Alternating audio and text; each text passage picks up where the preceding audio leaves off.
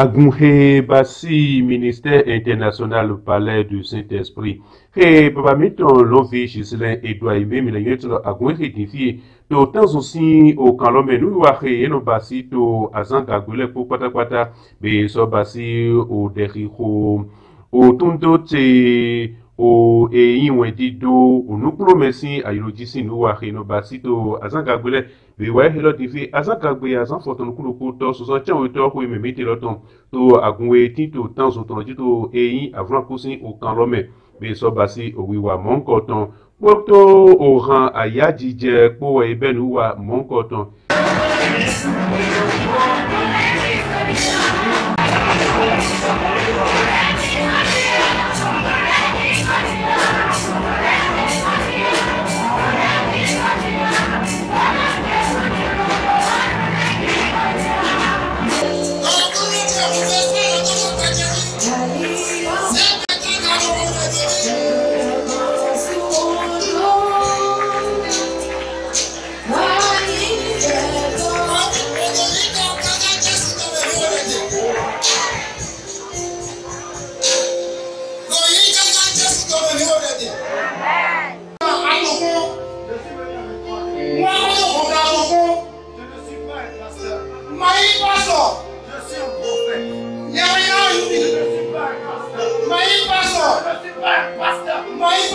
Je ne suis pas un pasteur. Je suis un prophète. Première clé.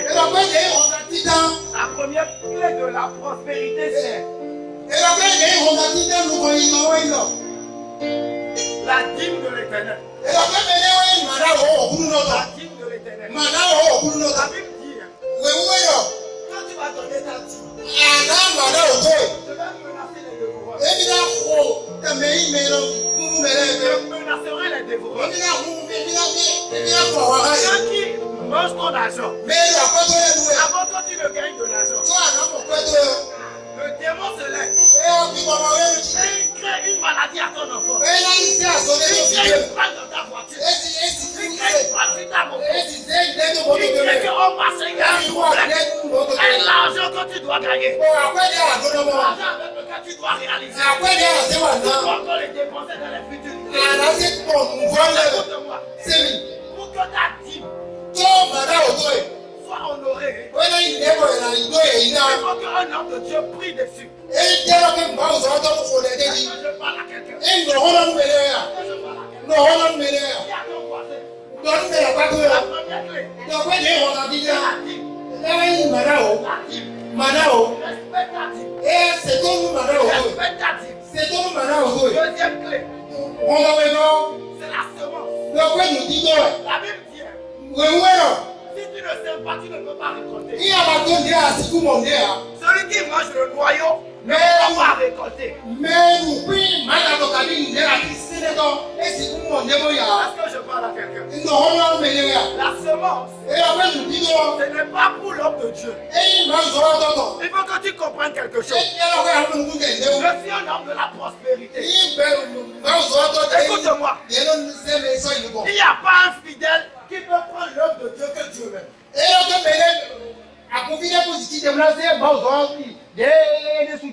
Écoute-moi. Je te dis, il n'y a pas un fidèle qui peut prendre l'homme de Dieu que Dieu même. Il n'y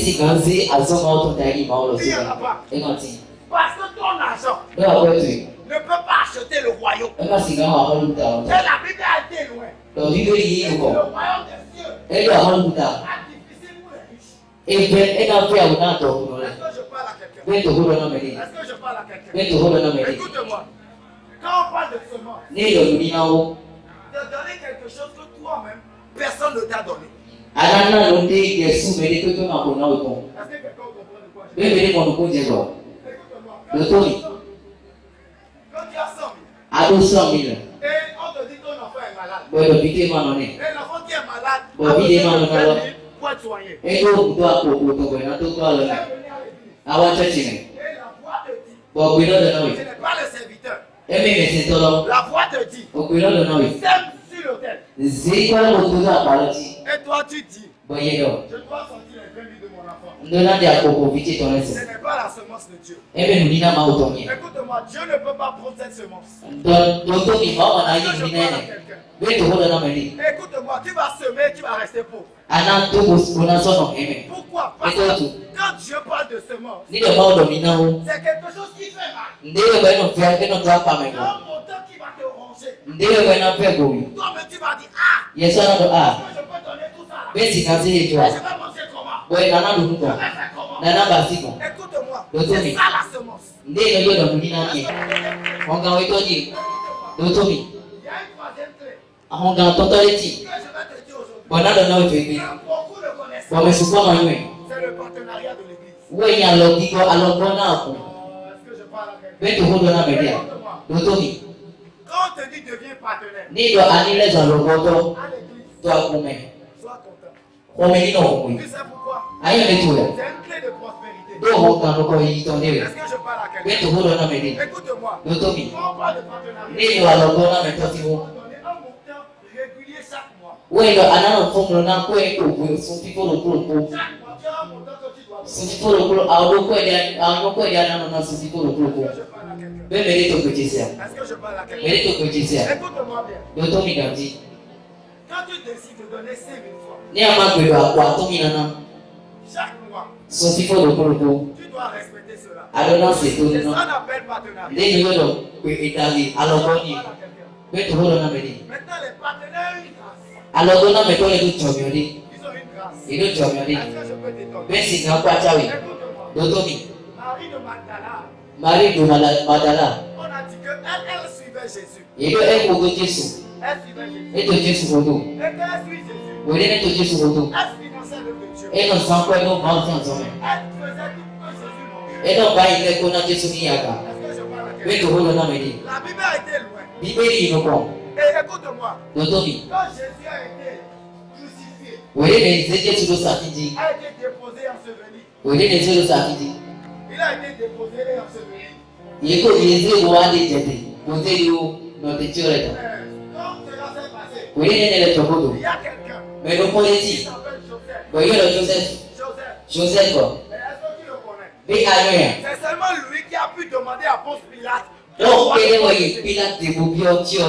Pourquoi? Parce que c'est un roi. Parce que c'est un roi. Parce que c'est quelqu'un qui est fort riche. Est-ce que je parle à quelqu'un? Il est fort riche.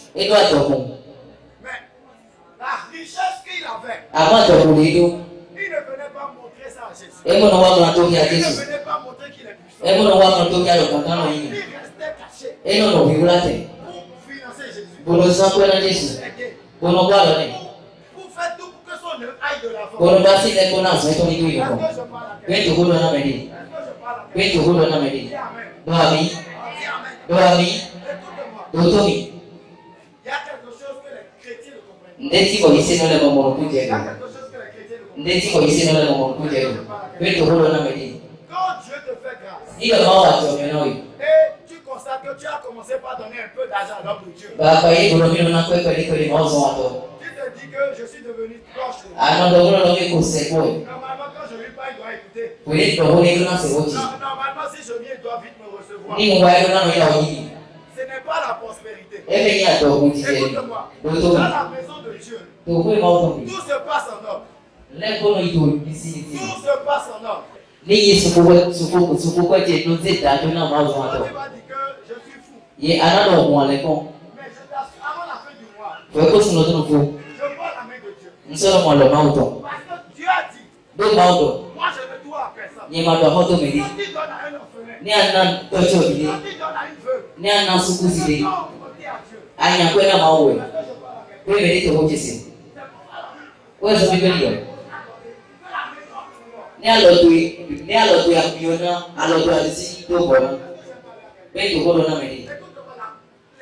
Tu vas voir la prospérité à l'église, mais tu es étonné que pourquoi c'est toujours eux qui sont grands.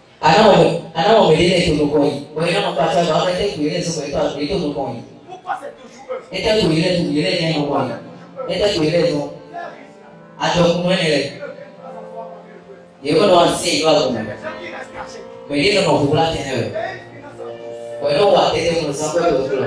Na mo ti yo ga. Amo ye. Ye isi no. Ana se ni lo ko ju pe. To bro play boy na ni. Ni wa ko he mo. Me ko he to si sa ba. E ma ni. Eme yi ene ma yi na ma o. Pe to ko do na me. Pe me ya so ha jo me ma o. Me ya tu shi jo me ma o. Me ya so lo jo me ma o. Mato medimo. Me ya so lo jo me ma o. Me ya take jo me ma o. Me ya so lo. Me ya yi. Me ya lo tu le ni aja mi da boy. Njama lo tu le taga.